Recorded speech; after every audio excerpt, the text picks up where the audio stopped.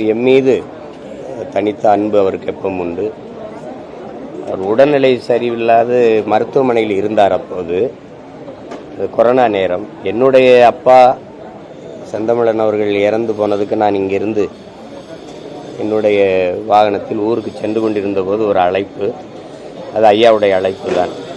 ஒரு மருத்துவமனையில் உடல் நலிவுற்று இருந்த, நலமற்று இருந்த அந்த நேரத்திலும் எடுத்து எனக்கு ஆறுதல் கூறி அந்த துக்கத்தை பகிர்ந்து கொண்டதை நினைக்கும் போது எனக்கு ரொம்ப நெகிழ்ச்சியாக இருக்கிறது. அவருக்கு அது அவசியம் இல்லை, ஆனாலும் அதை எடுத்து என்னோடு என்னுடைய துயரத்தை பகிர்ந்து கொண்டார்கள்.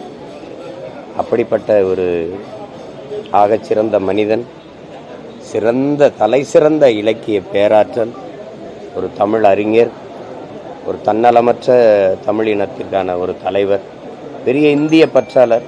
குறிப்பாக வாஞ்சிநாதன் மீது, இந்திய நாட்டின் இறையாண்மை மீது, ஒருமைப்பாடு மீதும் பெரும் பற்று கொண்ட ஒரு பெரிய தலைவர்.